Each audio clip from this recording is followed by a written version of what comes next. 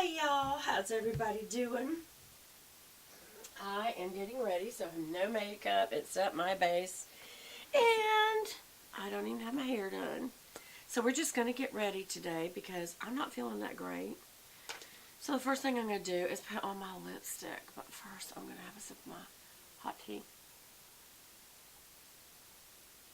I don't know if I'm coming down with something or what. I know that a lot of my friends have children that have been warned in school about this new flu, so y'all be careful.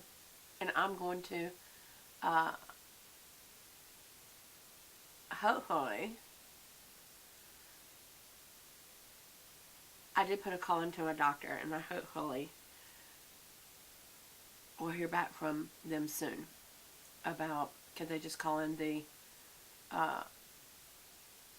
flu antibiotic for me, because they're out of test kits, y'all. They're out of test kits for flu. And so they're saying rather than come into the office and possibly get people sick with the flu, to please just let them call it in. Now, I don't know if that's true. Did y'all see? I just like majorly slipped. You can tell I'm not feeling great. There you go.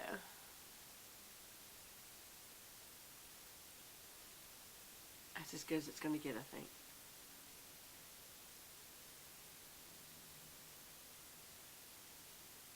I try to kind of angle down to get the same point. But I'm not doing very good today, y'all. Please forgive. But I did want to get some lipstick on. I didn't use enough. Hold on. It's kind of dried out feeling. No, it can't be. There you go. There we go. Alright, now. First, getting my lips on. So that as I talk, my lips don't look funny. Alright. That's the best I can do for right now. So, I told y'all that I've been kind of reassessing my makeup. I'm sure I will buy another new palette at some point, but I've got so many palettes that I'm going to review a lot of them. And then I'm just going to use them. So I'm going to start off today with Sickie. And Sickie always incorporates with their makeup some sort of a cause. And my favorite one is the Wild Horses palette, so that's what I'll use. But I'm going to show you, right after I got Wild Horses, I got this one, and it was called Save the Bees. And all of her palettes come with a highlighter, a transition color, a dark color, and a color that can be used either for your eyes or a blush. And I love that because that makes this a face palette, and you can put this in your purse or take it on travel trips. I remember this one, I was very cautious about this blue. It's like a white blue, but it's a great highlighter, especially in this summer. So I would say this is a summer palette. But a certain amount of proceeds of her products go towards the causes she fights for, and also she's bringing awareness. This is the Save the Coral Reef palette. So it's a real pretty white coral reef. And this is like the perfect palette for colors. Look at that. That's perfect for me because you've got the highlighter. You've got that kind of tan taupey transition color. You've got a nice dark chocolate brown that you can use. And then a pretty, it's a little peachy orange for me, but it's a pretty good coral. It's a coral color blush. So there's that one. And to me that is like one of the best. But my favorite, and it was the first one I ever got, just mainly because I love the cover, the front cover. See the horses? And she was trying to draw attention to that cause of saving wild horses. And so these had names. So the top, I'm sorry, this looks like it's backwards. Palomino is the highlighter color, the whitish. Freedom is the cheek color, the kind of a peachy bronze. Mustang is this kind of brownish gold. And Black Stallion is the liner color. And you can also use that liner color for your outer V. So I'm going to use this palette to get ready because we should use what we already have. And I was a big Shinchikai person for a while and I just quit. So I'm going to take this Palomino color and put that under the brow. I already have primer on, just because I used my IT Cosmetics face primer and I put a little bit over the eye area. I'm just going right under the brow with that color, and then I'm going to go back into the palette. And to save the picture, I'm mostly going right into the neck of the horse so that I can keep the imprint, because I think that's really cool. I've been poochy right here for a while, and I don't know why. I feel like I've got a little bit of infection or something, so I need to go see my eye doctor about that. But anyway, I'm going to put Palomino in the inner corner and then over the lid. Mainly in the middle, going up a little. And then any leftover, I'm just going to go back to. This isn't a real flashy, glitzy look. This is just a very understated, elegant look. So the highlighter isn't super flashy, and I actually like that. I don't want all highlighters to be, you have different palettes for different reasons. I don't want every palette I have to have a super flashy highlighter, because sometimes I don't want that. And like I said, this other one for the summery look, is it the bees or the coral reef? It's the bees. Say the bees. That blue is quite it's so light a blue. It looks white, like a white highlighter. That's what's cool about it.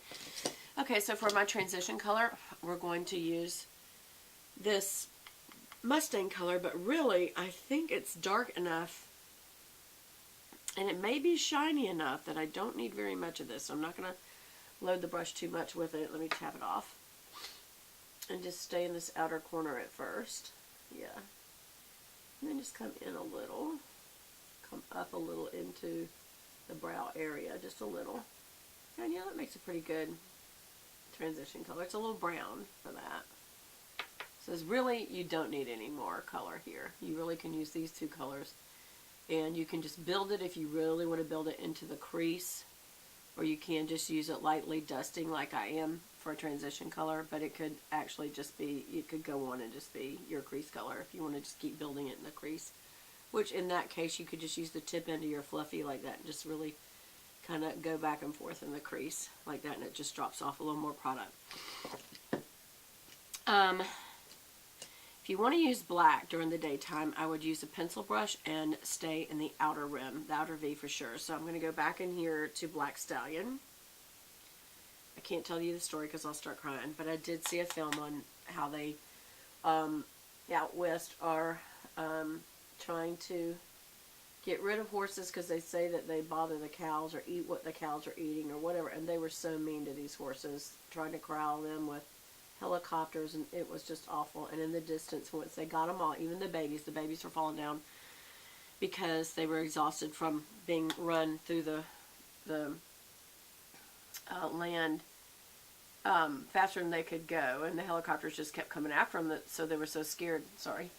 They were so scared they kept running, and then in the end they corralled them all up except for one Black Stallion, and it stood at the top of this hill and turned around and looked at them, and then it ran because of survival. Because you're thinking, well, don't leave him. It's like this animal is about surviving and surviving his kind, and it just really was very touching, and I can see why she's trying to raise awareness about it. And the documentary, these people were filming it on purpose to they were not even hiding because they could see it with these high-powered cameras that they have, and so I know there's somebody out there fighting this cause pretty hard. So